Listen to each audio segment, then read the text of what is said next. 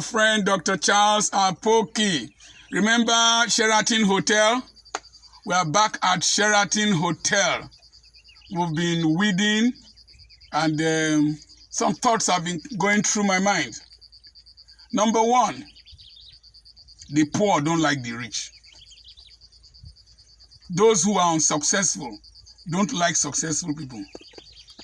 They always feel you have taken advantage of them. They always feel you have been lucky. They always feel you have done something wrong or you have used a means that is not normal to reach where you are. Number two, the poor don't like themselves. They will hardly support themselves to become better than who they are. The poor man is like a crab. He always wants to pull his neighbor to himself. Number three, those who complain and those who criticize, those who analyze successful people, hardly know how people become the elites and the oppressors of society. When you know the principles of how people become elite citizens, when you know the principle of how people gain power and oppress people, you will stop criticizing them.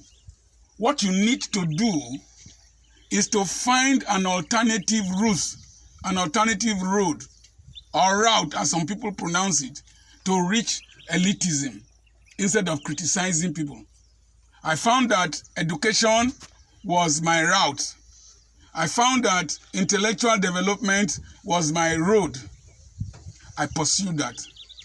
I found that progressive investment and reinvestment was what I was going to do to reach where I want to be.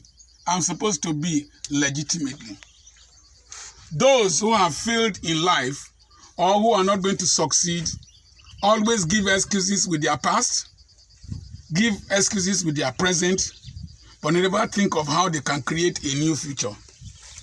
The rich, the elites, and the oppressors always plan for a future that the poor is not imagining. People have been asking, including myself, how did they get 100 million to collect presidential form? Listen, some of these people have been governors for the past 8 years. Some of them have been ministers for the past 8 years. Some of them bought real estate in Abuja in different cities for about 20 million, 10 million, 30 million years back. Those properties have appreciated. To contest election today, to buy the form, they will just go and sell one property and one real estate in a prime place and get the 100 million. Or use it to take a loan from a bank and get 100 million. For each of these people collecting forms for 100 million, they are going to become ministers or ambassadors. Now, what do you learn from that? Think very far. Be ready to take a risk to invest. Be ready to take a risk to compete, to contest. Be ready to take a risk to manage opportunities. You might not do that by going into politics. You can do it through another way.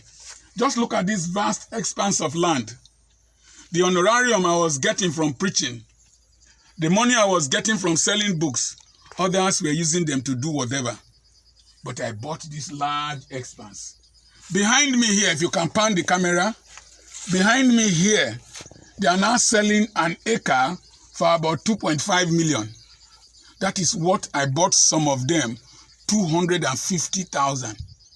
In front here, they are selling an acre for 5.6 million. That's what I bought for 500,000 naira. So, the rich invest into the future, knowing that things will appreciate, real estate will appreciate. The rich, the elite, also know how to take risk and invest into the future.